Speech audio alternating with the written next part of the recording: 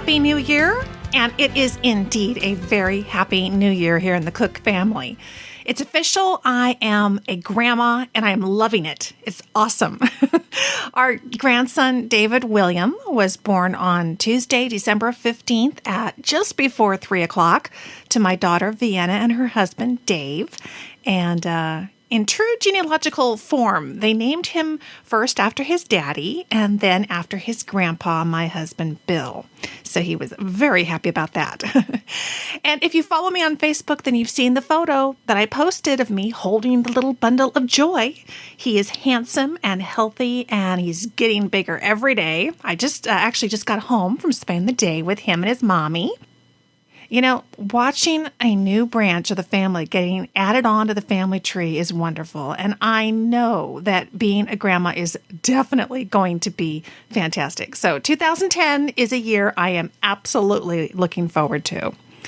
And happy news abounds this last week. I also have the pleasure of announcing some contest winners. First, we have the winner of the Family Tree magazine, Organize Your Genealogy Life CD. Now, in the November 30th, 2009 Genealogy Gems email newsletter, I included a short slideshow video that told you about how to enter for the CD. My guest in that episode 76 was David Rensher. He's head genealogist at Family Search. And in that episode, he gave a real look into the future and how genealogy and technology will continue to merge in some pretty amazing ways. So your task was to call into the voicemail line and leave a message with your thoughts on the subject. And Carroll Berryman was randomly selected among those who left messages. Yes, this is Carroll Berryman, responding to your request for information about the new technology for genealogy. Finding stuff on the internet is great, and it saves a lot of travel time as well as money going places until you know for certain what you want. I think this is really a great thing for genealogy, and look forward to increased resources coming up in the future. Thank you. Congratulations, Carol, and your CD is on its way to you in the mail.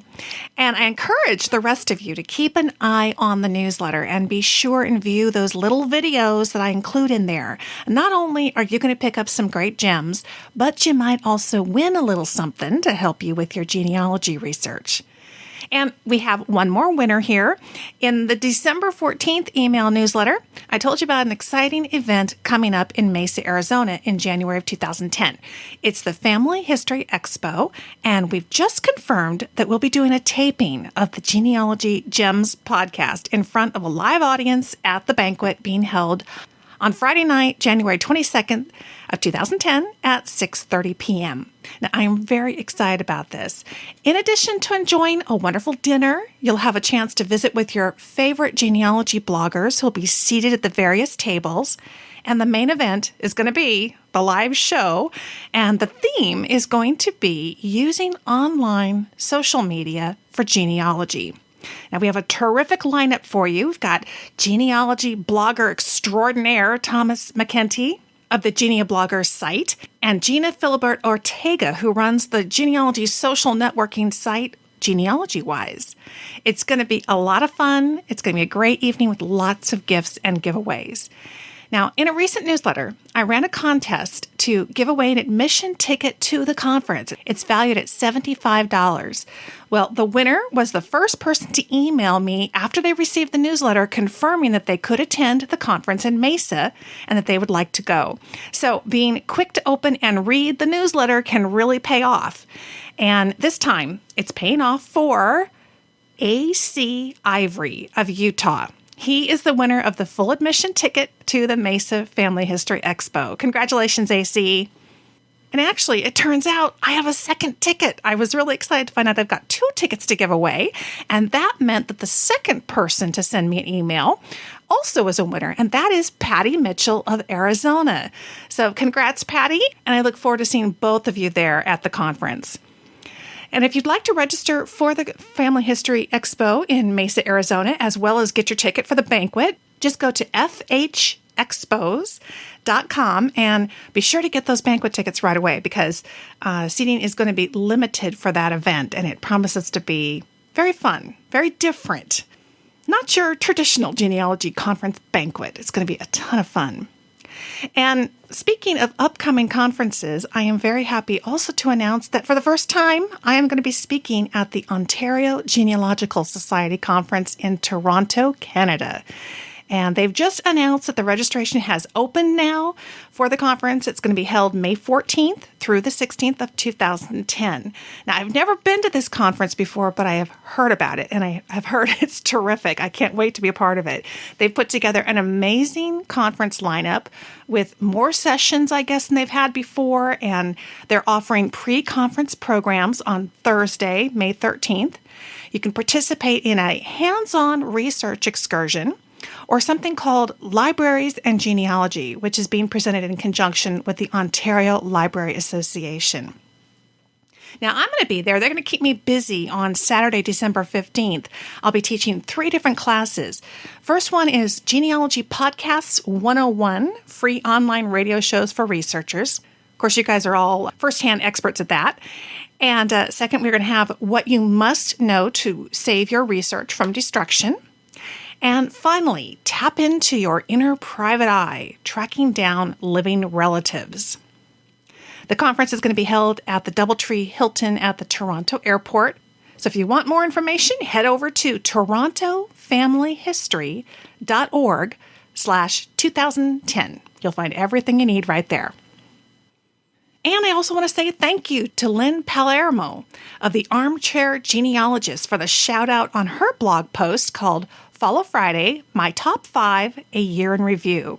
Lynn lists the Genealogy Gems news blog and podcast as one of her top 5 sites that she follows for genealogy, along with some other great sites, including Thomas McKentie's Geneablogger's blog. So you can check out Lynn's blog at thearmchairgenealogist.com. Oh, and I want to be sure and tell you, premium members out there, something else that's new. Premium podcast episodes can now be automatically downloaded to iTunes. This is new. This is big. I have been working on it for quite a while. Now, in the December 14th, 2009 newsletter, I included a real short video showing you how to subscribe to the premium podcast episodes in iTunes if you're a member using your member password. iTunes is a really convenient way to get and listen to the shows, whether you download them to your iPod or if you just want to listen to them from the free iTunes media player. This is so slick, and members have been writing in and they've asked me for it, and now they're writing in saying that they love it. And I'm really glad to hear that. It sounds like it's working well. And as you can tell, there's a lot of news, and the hottest items are in that Genealogy Gems podcast newsletter. And it's even better now that we can include short, informative videos that you can access right from the newsletter. The videos include contests, online tutorials showing you how to do things right there on your computer, and anything else that I want to be able to not only tell you about, but show you.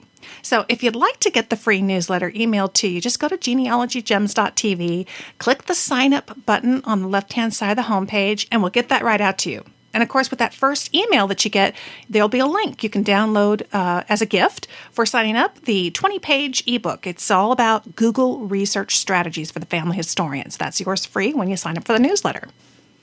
Okay. Well, finally, the big news. I know, big news, babies, all these things going on. I don't know, must be end of the year, beginning of the year rush, but a lot of projects have been coming together lately. I was thrilled to get the premium podcast feed up and running, but we've got something even bigger I'm hoping that you're really going to enjoy. The big news around here is that on December 18th, the brand new Genealogy Gems Podcast iPhone app was released. It is the very first genealogy iPhone iTouch podcast app available, and it is available for the Genealogy Gems podcast. Seems like mobile technology is definitely the wave of the future, getting things onto your cell phone.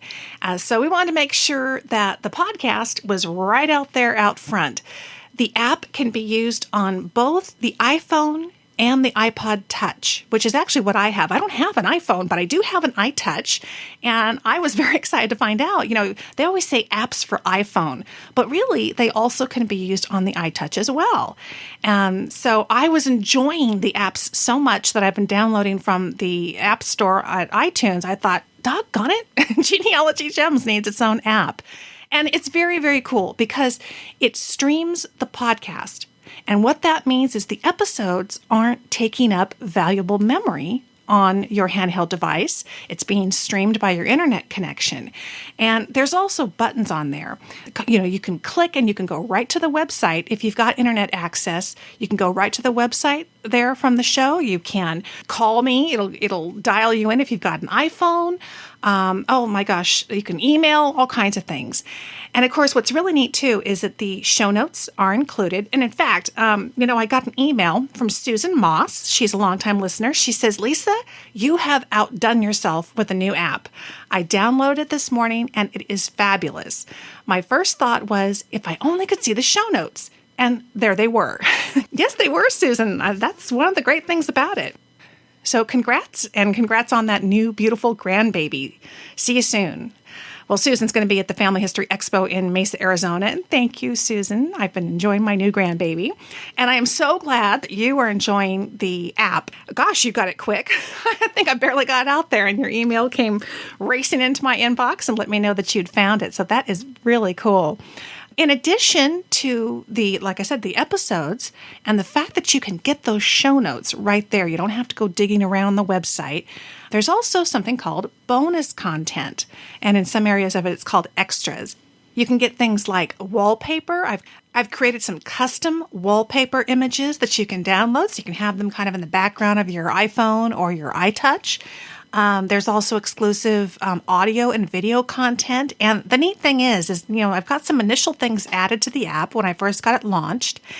And then as we produce each episode and get it published, we'll be adding extra content to that as well. And I say we because it's getting to be a bigger enterprise around here and lots of really fun things happening. I have some terrific folks who are helping me get this thing up and running. So we're going to be loading it up with some extra content. So the neat thing is that you're going to be getting this delivered to you on your iTouch or your iPhone as it's being produced. So it's going to be new stuff popping up all the time. Pretty fun. If you do by chance have an iTouch or an iPhone and you decide to give it a whirl, do send me an email at genealogygemspodcast@gmail.com and let me know what you think. I would love your ideas. If you have any suggestions for things you would like to see on bonus content, we're thinking about putting together some cheat sheets, things that you can kind of carry with you and be able to use while you're out researching. So those kinds of ideas. But if there's something that comes to mind, send me an email and let me know, and we'll put that in the queue. Okay, well, there's been a ton of Genealogy Gems news. Let's get out into the genealogy world and find out what the news is out there. Now, I've noticed a couple things. First of all, it looks like Ancestry.com has very kind of quietly launched a new online website to promote the Ancestry online family trees. It's called Mundia, Mundia. I think that's how you pronounce it. And you can find it at an interesting website address, us.mundia.com. Now, at first glance, it looks like its primary purpose, the primary purpose of this site is to provide another way to market Ancestry to people to get them to build a family tree. That's the key thing. They don't even make a big deal about the fact that it's Ancestry. They're just saying, hey, come and try and build your tree for free. And then they funnel them in to Ancestry from there, which I guess makes sense. It's a good marketing strategy. And certainly, if somebody's interested in building their family tree, they're going to be interested in the records that Ancestry might be able to provide. It's an interesting name choice for a family history site. I thought, it almost sounds like the name of something. So I went looking it up on Wikipedia. And Mundia is a town in India. So who knows? Maybe it's to provide an inroad into the Indian market. But I'm sure that we'll hear more from Ancestry about it. In fact, I'm heading to Ancestry this weekend, as a matter of fact, for a little behind-the-scenes tour. So stay tuned because you too are going to hear about the behind-the-scenes happenings at Ancestry here very soon on the podcast. Also, Ancestry has announced the release of new and improved images for the U.S. federal census. Yay! We like that. Is there nothing worse than finally finding the census page that you want so desperately, and you know that your person is there, and you can't read it? Oh my gosh, it drives you crazy. I mean, it's bad enough if somebody transcribes it improperly and it takes you a while to find it, but wow, when you can kind of just see a hint of it, but everything else is smudged, it's awful. Well, supposedly, these new and improved census images are really going to help that situation. Last year, they conducted a survey, and the top thing, not surprising, on the wish list of Ancestry.com members was improved census images. They've got clearer images for 1790 all the way through the 1900 census, and they are working on 1910 through 1930. They've also posted better indexes, which is great as well, for 1850, 60, 1870, and 1900. All the images are supposed to have a cleaner, crisper look, which may allow you to read those names that are hard to read in that old version of the census, either because they were too light or too dark, too blurry, too faded, or covered in tape, whatever the situation was. Wouldn't that be nice to be able to read one of those pages that you just had to leave in frustration in the past because you couldn't make it out? So if you've had a hard time finding your ancestor in the census, might be time to head back to Ancestry and do another search again. And the nice thing is that images that you've already attached to your family trees will be automatically updated as well. And I want to mention while we're talking about Ancestry that I have actually joined with Ancestry as an affiliate. Now, the thing about that is that you really cannot talk about genealogy without talking about Ancestry. But I want you to know I am going to stay unbiased to the best of my ability. I mean, the truth is, if you're looking for records, you're probably going to end up at Ancestry. Am I right? I know I'm there. But not everybody's there yet. And the thing is, if you're going to learn about it on the show and that kind of thing, being an affiliate gives me the opportunity for Ancestry to help support the show. It's kind of like being a sponsor, I guess. So if you hear me talking about it and you are interested in trying out their free trial, whether it's that, you don't have to spend any money, or whether you decide to make a purchase and get a subscription there as well, if you do that through the link on my website, then that supports this free podcast. So everybody wins. Again, it's kind of like the Amazon thing. And I really appreciate that because I know that you guys, we're here, we're talking about these things, and there's going to come a point where you want to become a member. And rather than just going there directly, and it doesn't really benefit anybody, why not go ahead and click through the link to Ancestry from the Genealogy Gems podcast website. And still, there's no obligation once you get there. But the nice thing is, if you do decide to get a subscription, it does benefit the show, helps me keep this puppy up and running and get these new endeavors launched. So I really, really appreciate that. So you'll find a link to Ancestry. Anytime you see an Ancestry ad or anything, don't be nervous about it. It didn't just get thrown there by some outside spammer. I put it there. It's safe. You can use it as kind of your portal to get to the website. And eventually what I'm going to do is I think I'm going to set up kind of a support the show button on the front page of the website at genealogygems.tv. When you click that, you'll have everything there. So Amazon will be there. If you want to buy on Amazon and support the show, awesome. You can click on it and go through it, and then you'll find Amazon and anybody else that I arranged an affiliate association with. So anyway, no pressure and there's no obligation. And certainly, if they do something that you need to know about that isn't in the best light, you're still going to hear about it. I want to get the information out there to you. But like I say, how can you talk genealogy if you don't talk about the major websites involved? So enough said on that. And speaking of the major websites involved, FamilySearch.org. Now, they have some new projects for you. Nice thing about that site, it's free. What's better than that? They are working on Canadian, British Columbia death records. These are 1872 all the way through 1986. This is part 3 of a project that they're working on. And that's a new project over there. Also, more new projects at Family Search.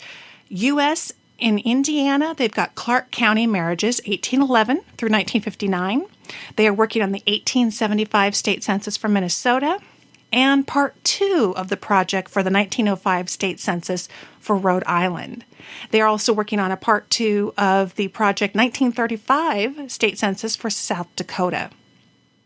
And finally, the folks over at genealogybank.com have added some newspaper pages online for 117 newspapers. Oh, I love newspapers. And 32 states are represented. This includes the Augusta Chronicle in Georgia, the Seattle Daily Times, City Gazette in South Carolina, New York Herald, the New York Herald Tribune, the North Philly Free Press, and the Political Digest in Pennsylvania. Gosh, it's a busy time of year. I feel like I'm just talking my head off, but it's exciting to see so many things going on. I know that you have been busy too, and we're going to hear from you. That's coming up next at the Mailbox. Would you like to power boost your genealogy research and break through those brick walls? Well, here's your answer. Become a Genealogy Gems premium member. You'll get members-only episodes every month packed with great tips that you can use right away and instructional videos walking you through the best internet tools step by step. Our current video series is Solving Your Family History Mysteries with Google Earth. And we also have Google, a gold mine of genealogy gems that helps you get the most out of Google. If you enjoy the Genealogy Gems podcast, then I promise you are going to love being a Genealogy Gems premium member. Hi Lisa, this is Sue Edminster calling from Granite Falls, Washington. I just became a premium member a few days ago and tonight began to explore all that's available to premium members. All I'm saying, wow, I'm so impressed and very excited about all the how to do it practical advice. Thank you very much. To become a premium member, go to the website at genealogygems.tv and click the Join Today button. Signing up is quick and easy, and online payment is safe and secure. You'll get instant access to the members-only podcast episodes and videos for an entire year. Again, just go to genealogygems.tv and click the blue Join Today button. Genealogy Gems membership. It's where you belong.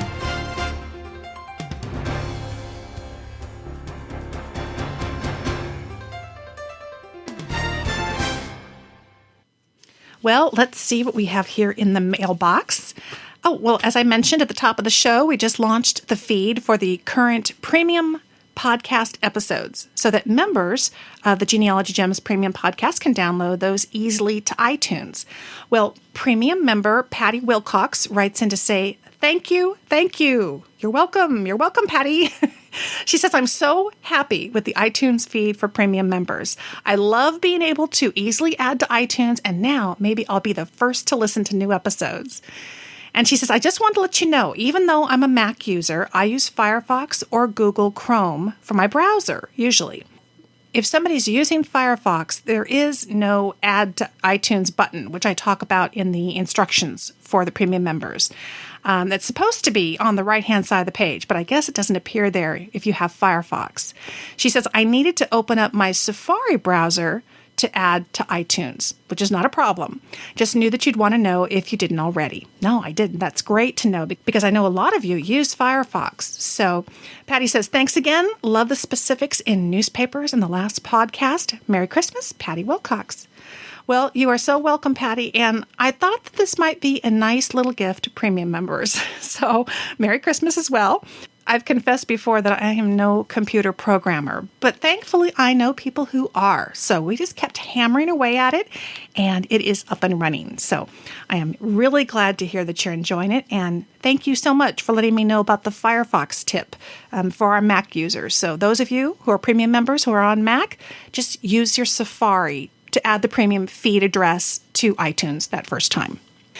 Okay, we got some genealogy questions. It says, longtime listener Richard Yale has a question about adoption research. And I got to meet Richard at the Reading Family History Expo this last year. That was fun.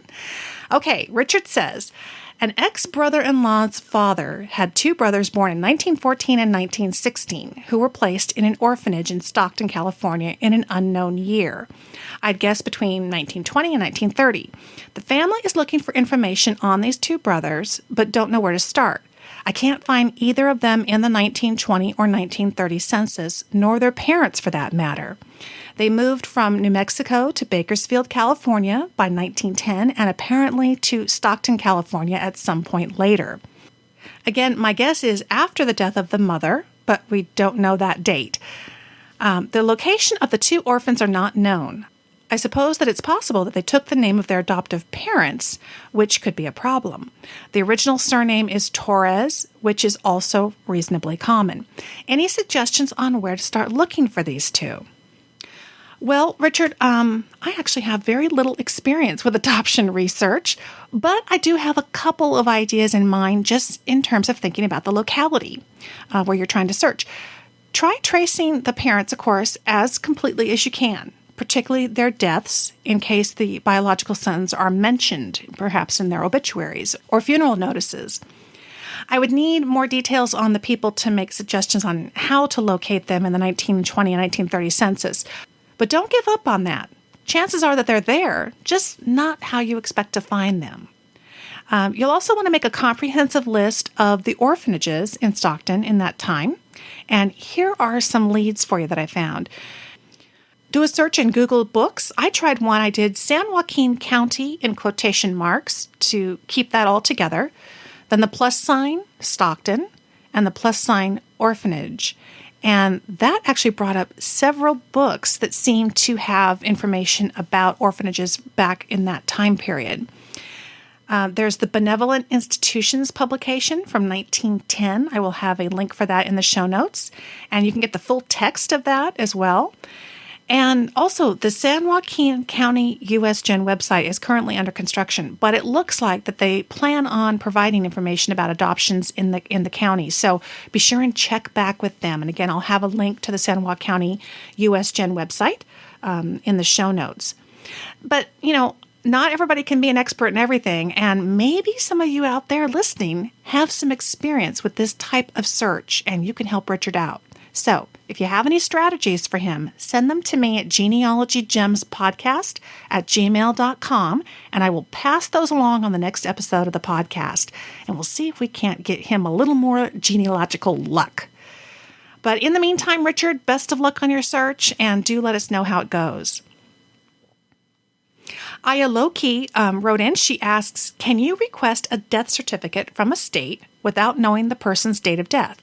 I have several ancestors that I know the date of death, but I haven't a clue as to when they died. Well, the answer is you can always try. Some offices will research for free, particularly if they are computerized, and that won't be a problem. But some are going to reply and let you know what the cost would be to do that kind of a search for you. And then you would need to send them that payment first, and then they'll do a more in-depth search without that information.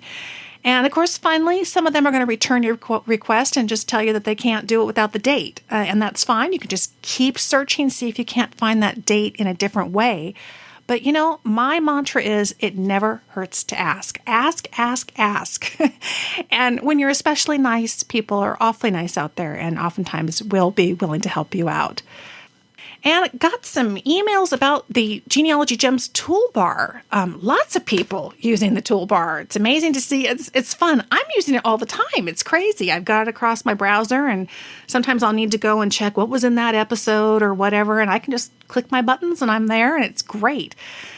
Well, listener Kathy Ott wrote in, and she has a question about the toolbar. She writes, I just watched your short video in the newsletter about the toolbar. If I download the toolbar, is there a way to hide or deselect it if I decide I don't want it to appear? And is there a way to completely delete it if I decide it doesn't work for me? I'm a Mac user. I just signed up for the premium podcast and look forward to listening to them. Kathy Ott. Well, Kathy, that's a very good question. And those are the kinds of questions that pop up anytime you find a new tool like this online and you got to think about downloading it. And I know sometimes it can be frustrating because you download something and then you decide later, I don't need that, or I'm going to do something else, and you cannot get rid of it. I totally understand. Well, I'm pretty sure you'll want to hang on to the toolbar. I want to assure you that it's very easy to uninstall the toolbar. In fact, it was one of the first things I did after I created it because I wanted to be sure that it could be cleanly removed and cleanly added. So here's how to do that on a Mac. In the Finder, click on Applications. That's under the Places menu.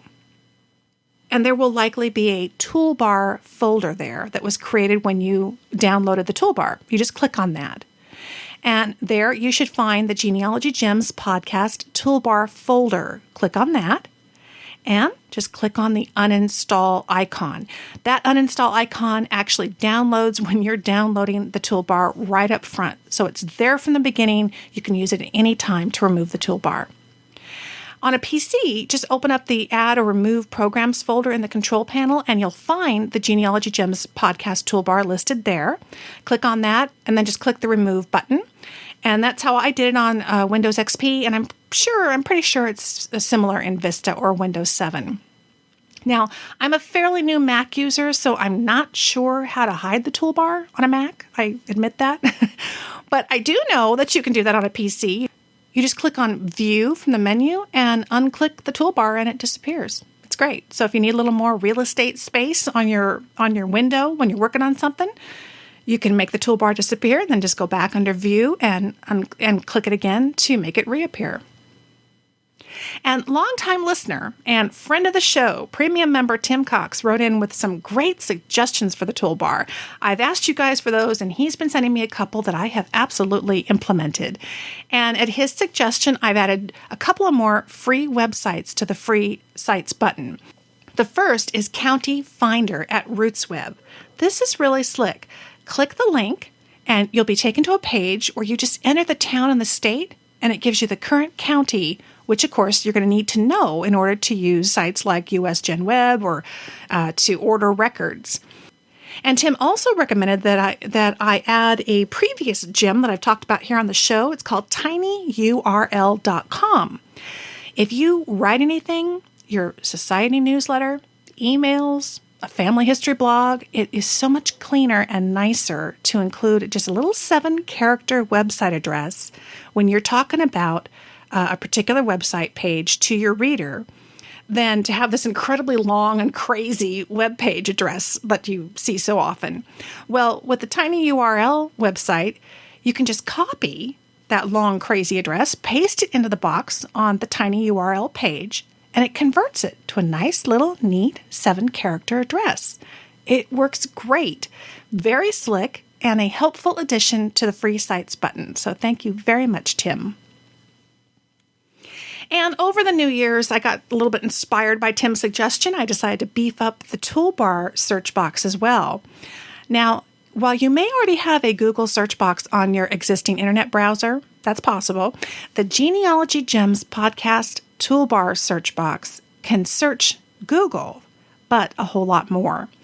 You just click that little down arrow. The trick to this is look at the search box, then you'll see a Go button to the right of it, and there is a down arrow to the right of the Go button. It's right next to the highlighter. If you click that, you'll have a drop-down list of all kinds of websites that you can search. Now, I've always given you the option to turn the search box into a Genealogy Gems website search. So if you select Genealogy Gems, whatever you search in that little search box goes and searches my entire website and gives you the results. But now you can also turn the search box into a custom search field just for WorldCat or Google Books or Google News Archive. We've got the Library of Congress on there. David Rumsey Historical Maps. I love his maps. We've been talking a lot about those on the premium shows about Google Earth. Also, the U.S. Bureau of Land Management website. You can search Wikipedia and the National Archives in the U.S., the U.K., and Australia, because we got lots of listeners in all those locations. So your toolbar search box is a relative search chameleon. You can be anywhere on the web. And if you go to that little arrow, click down and you think, well, I really want to search for a land record or whatever. Select U.S. Bureau of Land Management. You don't even have to be on their website. Put in your search terms right there in the toolbar box, and you'll be searching the entire website, just their website. Gosh, I'm using that free toolbar constantly now, and with these new family history features, it's just becoming more and more a part of my daily research. So if you think of something that you would like to see on that free Genealogy Gems toolbar, send me your ideas like Tim did. They're great. to Genealogy Gems Podcast at gmail.com, and you just might see it pop up on the toolbar. The neat thing is I can make changes here from my office, and they will automatically show up on your toolbar, even if you've already downloaded it. And of course, if you would like to download the free toolbar, just go to the Genealogy Gems Podcast.ourtoolbar.com and click the green download button. Pretty easy and pretty slick. And Cheryl from Flagstaff, Arizona also had some thoughts on the toolbar and left a comment on the voicemail line. Here's Cheryl. Hi, Lisa. This is Cheryl in Flagstaff, Arizona. Thanks for the great instructional video in the most recent newsletter describing how to download the Genealogy Gems toolbar. I've now done so, and it's kind of funny because even when I'm so busy that I don't have a moment to spend on family history, I still feel connected. I can just click on the toolbar and go directly to your homepage or a blog or a gem or a free site, and just those few minutes momentarily satisfy my need for a genealogy fix to keep my mind in the game until the time when I can once again give it my undivided attention. So thank you for creating and sharing the toolbar. I look forward to glancing up at it and seeing alerts of new messages and gems. Thanks, Cheryl. The toolbar has been a lot of fun, and I'm so glad that you're enjoying it. And it's been really nice having that alerts feature, especially these last couple of weeks, because there have been so many short notice freebies out there on the internet for genealogy records. And I've been able to notify toolbar users instantly so that you guys can take advantage of it. So it's been a lot of fun. Now, over at Facebook, I got a posting from Tony Bear. He left the following question on my Facebook profile. Happy New Year, Lisa. Do you have any ideas or gems about how to remove photos from the sticky pages from 70s and 80s albums? Oh, yuck. We all know what those are. I've heard hair dryers and dental floss, but both have potential to be destructive. Well, I posted back to Tony and wanted to share it here on the show. You know, I haven't heard of the dental floss thing. I guess you could use that. But one time I did buy a bottle of remover. It was specifically for removing those photographs from sticky pages, and you squeezed it and stuff came out, and then there was a little scraper on the end and you could scrape up the picture. I know it doesn't sound very good. It didn't work very good either. So since the goal of the preservationist is first and foremost do no harm, I opted just to go and scan the entire page at high resolution, and then I just crop them each individually in my photo editor. They can be digitally organized and stored, and of course I can also reprint them. The downside, of course, is that anything written on the backs remains a mystery, but at least, you know, those pictures are still safe and secure. And oh, those sticky page albums, that was one idea that went really, really wrong. I mean, oh goodness, I wonder whatever happened to the guy who invented those things. Anyway, thank goodness they're gone. Okay. A Christmas gem. Oh, I love this email. I got this from Melanie Duncan.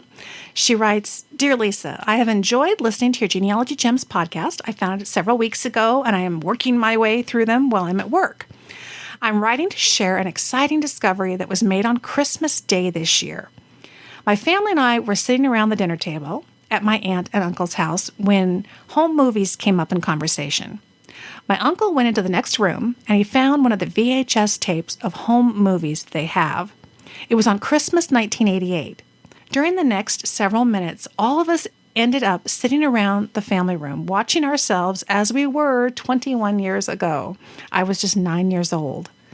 In the video, my great-aunt, grandfather, and great-grandmother were there. Oh, how wonderful. While today they are not with us anymore. It was particularly nice to see my great-grandmother since she died in 1992 when I was 12. As we sat and watched the tape, there were comments made about what was going on in our lives during that time, and we also got to hear my grandfather read a couple of letters out loud from relatives that do not live near us.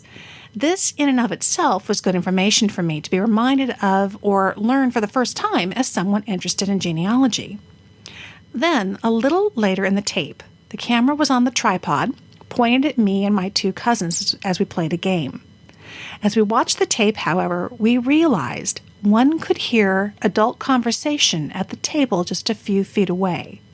My great-grandmother who was born in 1895, was talking about her parents and how they were alive during the Civil War and Lincoln's assassination. If only I had realized at 9 years old what a wealth of information was being shared. I hope to get a copy of this home movie on DVD and maybe also have the voice of my great-grandmother isolated so that I can soak it in and what she had to say as well as possible. Anyway, I just thought you would appreciate this treasure that was discovered. I have always enjoyed looking at home movies, but now I see even more value in them as a genealogist. Well, I can't make that story any better, can I? Melanie, thank you so much for sharing it with us. What a wonderful treasure. Gosh, you can pick up genealogical information in the strangest places. It's so interesting. I can just visualize you guys watching this movie and realizing that you can hear other voices. What a great thing that you guys picked up on that. And I hope that you have some good luck in isolating those voices and getting all that information down. What a treasure. Okay, well, we've covered a lot of ground already, but I do have a gem for you, and that is coming up right after this.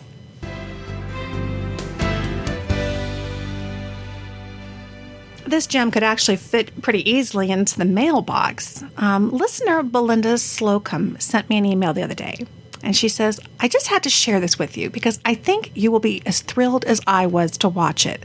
I caught this interview with the pianist Mona Golubec on my local PBS channel last night, and now I must get a copy of this book that she wrote about her mother. She has a fantastic storytelling style, but before I spoil it for you, please watch it. It's only about 15 or 20 minutes long, but it's absolutely fantastic. Well, it was absolutely fantastic. Mona is an amazing, accomplished pianist, and just the music itself is wonderful. But she tells a compelling story about her mother and the merging of the story of her mother and how she had to leave her family in order to run to safety during World War II. It is just amazing. And Mona has a way of merging the music and the incredibly important role that music played in the family's life, and certainly in Mona's life, as well as her mother's life, along with this story. And she puts it together in, I think, kind of a live performance format. I did a little bit of research on her because, of course, like Belinda, I was really interested in the book. I thought that sounds fantastic. And watched the entire video, and I thought, she made a mention that she also has kind of an online radio show. I don't know if this radio show is live over the airwaves, but I think she does it online and has done for quite some time. It's called The Romantic Hours, and you can find it at romantichours.com. What Mona does is she takes pieces of music from history, and then every once in a while she just kind of blends in with the music and tells the stories of romance that went on behind the scenes with the composer of that music. And at first I thought, oh, I don't know. I don't know. How much time will I spend listening to this, while I'm working? Oh, let me tell you, it was really captivating. And actually, because she devotes so much of the time to this wonderful, wonderful music, I was able to work, and I was doing some research and things while I was listening to the show, but really some interesting background stories of composers throughout history that I'd never heard before. So you got to check it out. This is one of those things where, I'm not one of those who passes along the videos and the emails. It's got to be good stuff for me to pass it on an email. And, we know how it is when you get that one relative who sends you 16,000, pieces of email. But I don't do that typically. But this one that Belinda sent me, she was not kidding. It was very captivating. I really encourage you, take a few moments out and watch the video of Mona Golubec talking about her mother, her history through World War II, the journey that she made, the challenges that her family faced, and the role that music played in the development of her own character and the career and music that she has today. I'll have a link there for you as well for the book. And then go check out The Romantic Hours at romantichours.com, and tell me what you think. Would love to hear from you. Genealogy Gems Podcast at gmail.com. If nothing else, you're going to be tremendously inspired to go back and get those stories from your family and to find creative ways to share those stories. What a wonderful thing to take something like music, which was such an important role in a family, and use that as one of the vehicles for telling the story. Maybe you've got a hobby of some type or a business of some type. Maybe there's just something that kind of runs through the veins of your family. Maybe that's the catalyst for a creative and interesting way to tell your family's story and incorporate whatever it was that captivated your family over the years or played a vital role in their evolution. I know certainly music is something that has played a role in our family. As I mentioned to you, my husband's grandfather met his wife playing in the orchestra for the silent theater. And I think I mentioned to you about the audio tape that we found about a year ago. So I'm actually working on a project trying to incorporate that music into kind of a video photograph montage. So there's lots of ways to do this. I think if you take a look at this gem with Mona Golubeck, you will be inspired to create a family history gem of your own. Profile America, Sunday, January 10th. The sound recording business became more complicated on this day in 1949 when RCA unveiled the 45 RPM record. So-called long play recordings, either 10 or 12 inches, and turning at 33 RPM, had been around for a few years, but older 78 RPM technology was still used for recording single musical selections. 7-inch 45s soon took over the pop single market and were the favorite of teenagers across the country until 8-track tapes and cassettes came along. More recently, CDs have been the standard, but they are giving way quickly to electronic music downloaded to iPods. Nonetheless, Americans still buy about $7.5 billion worth of CDs each year. Profile America is in its 13th year as a public service of the U.S. Census Bureau. Well, where does the time go? Before we say goodbye for this episode, we need to say goodbye to one of the world's longest-running television shows, let alone soap operas. As the World Turns was one of the world's longest-running daytime soap operas, and it's being canceled after 54 years, and that was announced by CBS recently. That show has launched the careers of people like Meg Ryan, and it's going to end in September. The announcement was made on the day of the show's 13,661st episode. As the World Turns is a daytime drama that was created by a media subsidiary of Procter & Gamble, set up in 1933 to promote its detergent in the first soap operas. Why is Lisa Cook talking about As the World Turns? Now, it is a piece of history, that's true. Well, it's a piece of my history. Now, if you have been a listener of the Genealogy Gems podcast for a very long time, and in fact, if you were a listener who signed up when I first launched the newsletter, I told you something very important in one of those newsletters that explains the reason why I'm talking about As the World Turns now.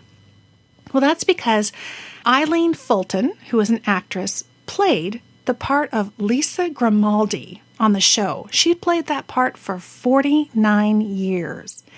Well, as I mentioned in the newsletter, back in 2007, my mom once told me this story. I said to her, I came home from school one day when I was in grade school, and I said, Mom, there must be 5 Lisas in my classroom. I feel like I'm going to be Lisa M for the rest of my life. Why is that? Nobody else has to use the first initial of their last name. And she said, well, there's probably a very good reason for that. And I said, why? And she says, well, see, when you were born, there was a soap opera, and it was called As the World Turns. And just a couple of years before you were born, this new character came on, Lisa Grimaldi, and she was a vixen, and she was stirring up things like we had never seen anything stirred up before. So all of us who were pregnant and raising babies and eating bonbons on the couch watching our As the World Turns, we started naming our babies Lisa because it was a beautiful name, and it was a name we hadn't heard, much before that time. So anyway, I thought, yeah, right. Well, I went and I asked a girl. Anyway, she checked with her mom. She was named after Lisa Grimaldi on As the World Turns. So I know that there's lots of Lisas out there because I've seen your names on the newsletters. And those of you in my age range, we probably all come from the same name inspiration, and that would be Lisa Grimaldi. So the demise of As the World Turns does play an important part in our personal family history. And that's why I wanted to mention that the show that began in 1956 that followed the lives of families in the fictional Illinois town of Oakdale is coming to an end in September of 2010. And with that, this episode is coming to an end. I want to thank you so much for joining me for episode number 78 of the Genealogy Gems podcast. As always, you can find show notes with information and websites for everything we've talked about on the show today. Go to genealogygems.tv. Click the podcast button in the left-hand menu column and follow your way to episode number 78. And you'll be able to click through and find everything you need right there. And as I mentioned before, if you want to send me an email, please do so, genealogygemspodcast@gmail.com, or you can leave a voicemail on the voicemail line, see if we might include you here on the show, at 925-272-4021. It is going to be a wonderful year. We've been able to get so many things up and running as we launch the year, and I am really excited to say we have some pretty fun and unique things coming up in 2010. That's all I'm going to say now, but I want you to know there are some exciting things coming up. I am so honored that you take the time out whenever the show is published to tune in and spend some time with me. I enjoy spending this time with you, and it is going to be a terrific 2010. Thanks so much for listening, friend. I'll talk to you soon.